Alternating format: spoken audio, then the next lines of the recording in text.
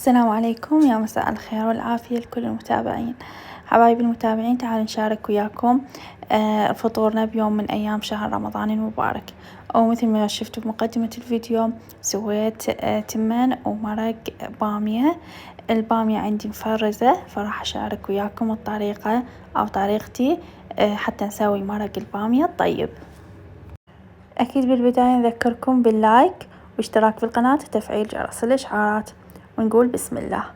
أول شي عندي هذا اللحم، بديت أول شي أجهزه حتى أسلقه ويصير عندي مستوي وجاهز.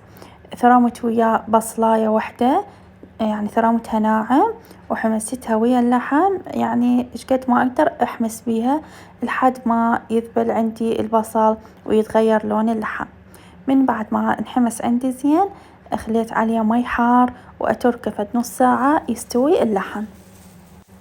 من بعد ما انسلق اللحم وبدأ ينشف المي البيه راح نبدي نجهز البامية. طلعت هاي من الفريز هذا كيس البامية، يعني أني مسويتهم على شكل طبخات، فطلعت لي طبخة واحدة مثل ما تشوفون، خليتها فوقات اللحم وراح أبدي أحمسها ويا اللحم شوية. أبدي أحمسها وأقلبها ويا اللحم ويا الزيت اللي حمست بيه البصل واللحم، أحمسها لحد ما يذوب كل الثلج اللي بيها. مثل ما تشوفون هذا لونها شلون لون أخضر، كأنما بعد هي تازة وجديدة بس هي مفرزة عندي. وراها خليت خاشوقة كبيرة من المعجون، وهمين أحمسها ويا البامية ويا اللحم، أحمسهم كل زين حتى تروح عندي ريحة المعجون أو الزنخة مالة المعجون. هنا أنا راح أخلي إضافة كلش طيبة وتحصلون على طعم كلش طيب للبامية. مو الكل يحبها ومو الكل يعرف يخليها. هي إضافة شوية من دبس الرمان، يعني قطرات من دبس الرمان للبامية، يعني مو أحمسها وياها، لا، أخير مرحلة من الحمس أضيف دبس الرمان حتى ما ينحمس ويصير طعمه مر أو ينطي طعم مر للمرق. وراها أكيد نزلت فوقات المي وأترك البامية تفور شوية وتتهدر وتتسبك حتى تصير عندنا جاهزة. هسه شنو راح نروح نسوي؟ التمن. هنا عندي نوعين من التمن، التمن هذا العنبر أو الياسمين، وعندي التمن الهندي أو البسمتي الحباية الطويلة.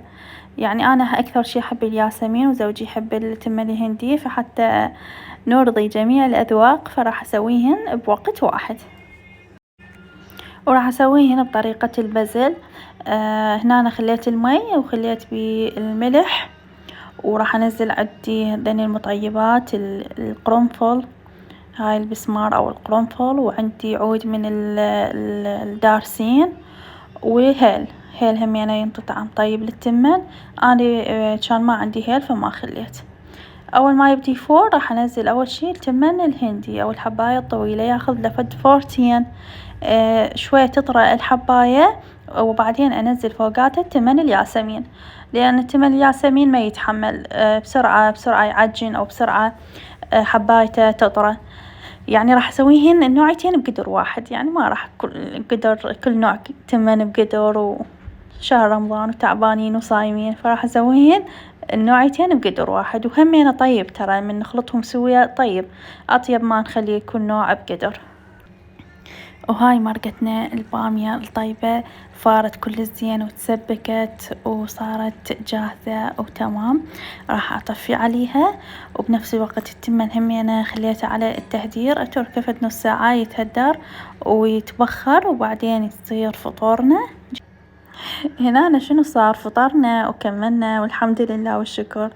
ونسيت أصور لكم طبعا، شوية التهيت وزوجي كان مستعجل بنفس اليوم، يعني سويت الفطور على السريع، ففطرنا وكملنا الحمد لله والشكر. ونسيت أصور لكم أخير شي من كملنا الفطور، اتذكرت فقلت خلي أصور لكم ما تبقى من فطورنا. وهنا أنا بنفس اليوم كنت مسوية الحلاوة الشوكولاتية، وطبعا صورتها وياكم ونزلت الفيديو وطريقتها همينة، فاللي ما شافها يروح يشوف الفيديو. طبعا طريقتها كلش مضبوطة وطعمها يخبل، فروح شوفوا الفيديو راح تعجبكم وراح تجربوها متأكدة وراح تنجح عندكم. وهسه راح يبدي الجزء الثاني أو البارت الثاني من الكراب اليومي. راح يبدي تنظيف المطبخ والسنجي والماعين وهاي الهوسة اللي تشوفوها قدامكم.